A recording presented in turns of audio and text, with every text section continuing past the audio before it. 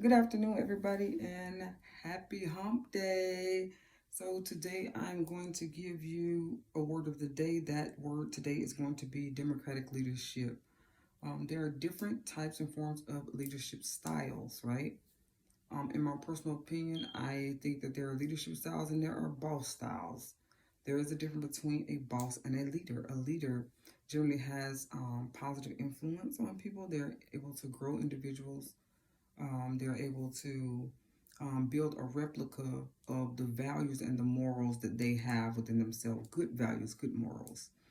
The alternative to that is a boss. A boss is somebody that's in a position of hierarchy, that's there to dish out rules, orders, tasks, whatever.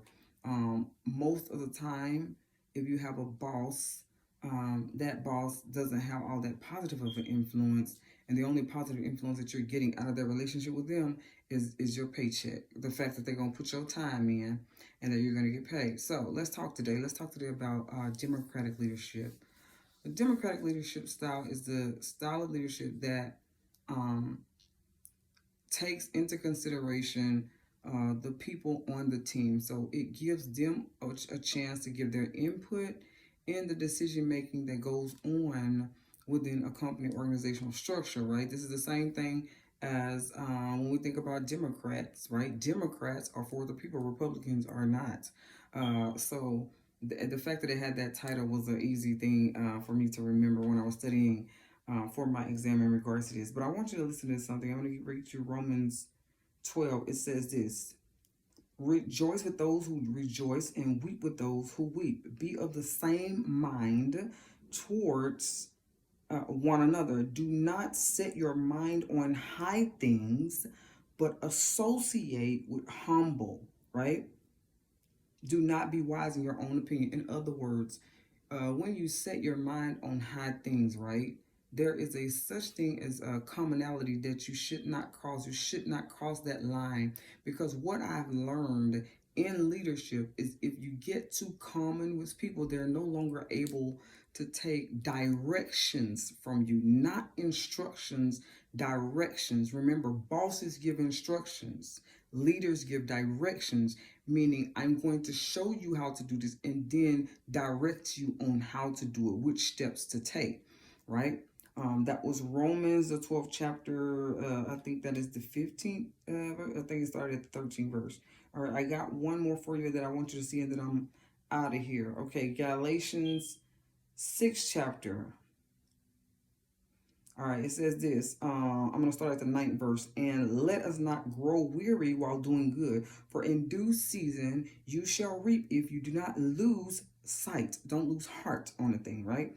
Therefore, as we have opportunity, let us do good to all, especially to those who are of the household of faith. Let me tell you something. To be a leader is an opportunity, right? It's a selected opportunity, right? You have given this opportunity to grow something that was seen in you, something positive that was on the inside of you, is beneficial to grow other people, to grow other individuals, right? And listen, this is how you know whether or not you have a boss or a leader. A boss, and I had to tell this to a church member one time who I heard talking to an employee on the phone. The lady was saying something about her not having a car, her not having transportation, and she like, well, that ain't my problem. I'm like, whoa, baby, we're children of God, right? We are children of God. Is this lady a child of God? You know this. You have said this to me many times. You have a responsibility outside of whatever organizational structural work that you do. That's one of the reasons why I run my own companies, is because I'm not going to, I don't care what your policy says, right? My mandated authoritative assignment given by God is to do good to those who love the Lord. So if the Lord should give you such an opportunity, right? That means opportunity has everything to do with a person lending their ear to you, right? It has every opportunity. It's just like saying you're not qualified for this position, but I'm going to let you take a shot at it. And how you take that chance determines everything about you. It determines whether or not you are a boss and whether or not you are a leader, right? There has been a time in my life where I was a boss, right? I had to learn leadership, right?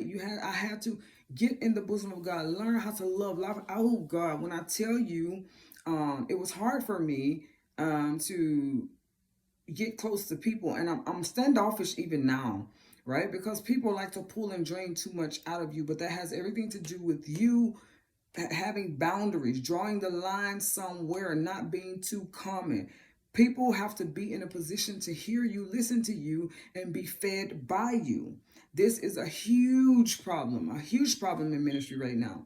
We got a bunch of bosses who think because they're a pastor that you're called. No. That doesn't mean anything, because all of us have sinned and fell short of the glory of God. So therefore,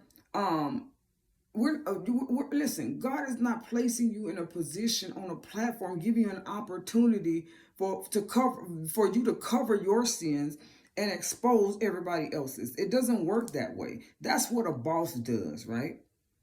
And then they'll have the audacity to tell you this ain't about me right now. Yes, it has everything to do with you.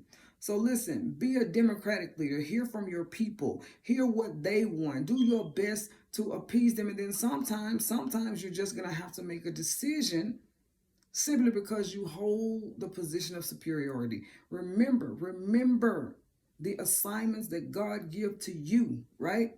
God gave Moses assignments. Remember, that's why Miriam got in trouble, because she wanted to oppose what God said. You think you have the authority, the right to overtalk Moses, to overtalk what he said, to question what he said. You are not the leader, right? You are in a leadership position. You're like a foreman, I guess, but you're not the leader. So be very careful not to overstep your boundaries. Listen, democratic leadership is beneficial in friendships. It's beneficial in relationships. It's beneficial in church. It's beneficial within your career structure, right?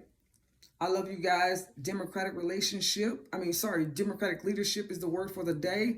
And I pray that you will utilize it and have an awesome day. Bye.